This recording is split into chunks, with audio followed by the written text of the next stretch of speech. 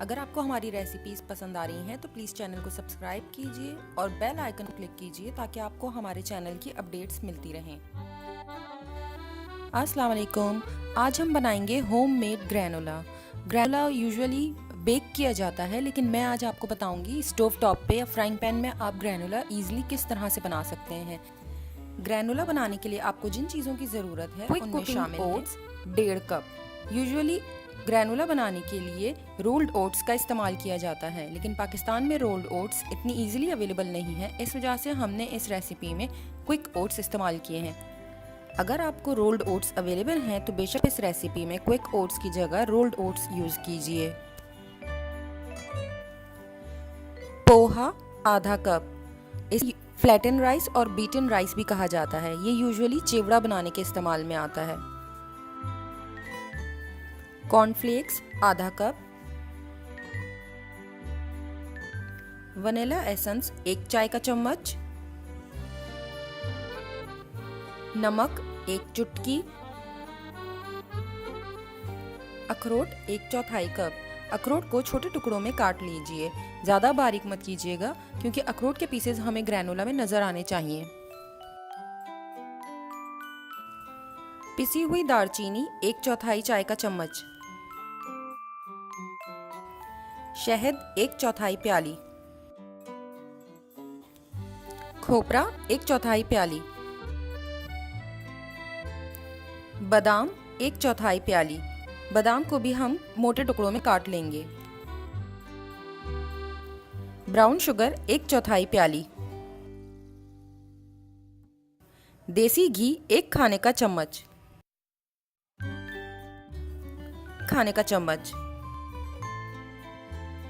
सबसे पहले frying pan में देसी घी डालें। अगर आप चाहें तो देसी घी की जगह कोकोनट ऑयल इस्तेमाल कर सकते हैं।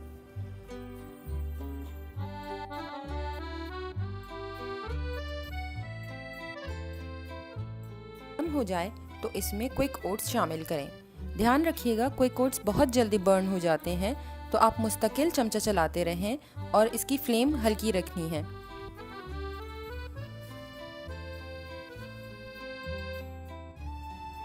मैं बटर ऐड करना भूल गई थी। आप प्लीज़ जब घी ऐड करें उसी वक्त बटर ऐड कीजिएगा। अगर आप चाहें तो 2 टेबल स्पून देसी घी ही ले सकते हैं, या 2 table spoon coconut oil use करें, या डायरेक्ट 2 टेबल स्पून बटर भी यूज़ कर सकते हैं। मैंने इसमें 1 टेबल स्पून देसी घी और 1 टेबल स्पून बटर यूज़ किया है।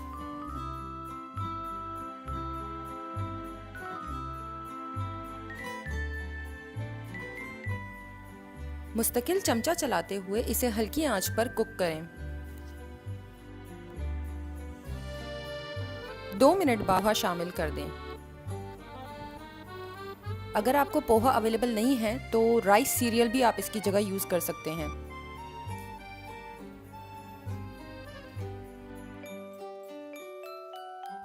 आठ मिनट हल्की आंच पर दोनों चीजों को अच्छी तरह से कुक करें।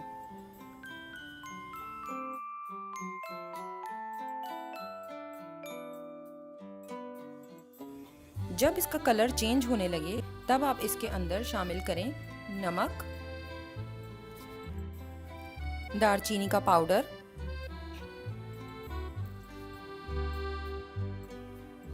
खोपरा या बारीक कोकोनट या डेसिकेटेड कोकोनट,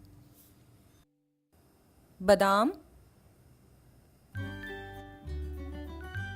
अखरोट। तमाम चीज़ों को मिक्स करें और कुछ देर के लिए कुक करें ताकि नट्स भी अच्छी तरह से रोस्ट हो जाएं।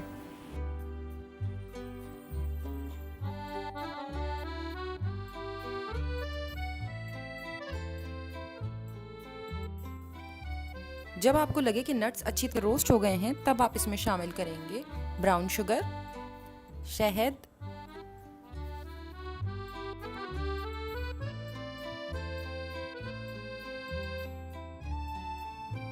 अच्छी तरह से तमाम चीज़ों को मिक्स करें और इसे इतनी देर कुक करें ताकि आपका जितना ये लिक्विड है वो सारा एब्जॉर्ब हो जाए।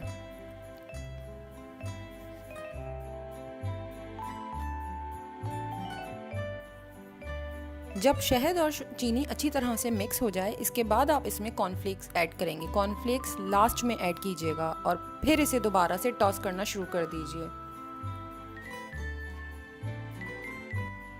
इस तरह कुक करने से कॉर्नफ्लेक्स और ज़्यादा क्रंची हो जाएंगे। जब चीज़ें अच्छी तरह से मिक्स हो जाएं, तब सबसे लास्ट में आप इसमें वनीला एसेंस ऐड करें और फ़ौरन चूल्हे से हटा लें। वनीला एसेंस को भी अच्छी तरह से मिक्स करें। चम्मच हिलाते हुए अच्छी तरह से ठंडा करें। इसके बाद इसे किसी जार में भरकर रख लें। इस बात का खास ख्याल रखिएगा कि इसे बिल्कुल अच्छी तरह से देने के बाद ही आप किसी एयर टाइट जार में भरकर रखें। अगर इसे गरम गरम आपने रख दिया तो ये कुछ ही अरसे में सौगी हो जाएंगे। ग्रैनोला को आप इवनिंग में भी यूज़ कर सकती हैं और ब्रेकफास्ट में भी। ब्रेकफास्ट में आप इसे अपने ओट्स के ऊपर स्प्रिंकल कर सकती हैं। अगर आप चाहें तो स्मूदी बाउल बनाएं और इसके ऊपर ग्रैनोला स्प्रिंकल करें। चाहे तो ओवरनाइट ओट्स बनाकर उसके ऊपर ग्रैनोला स्प्रिंकल करें।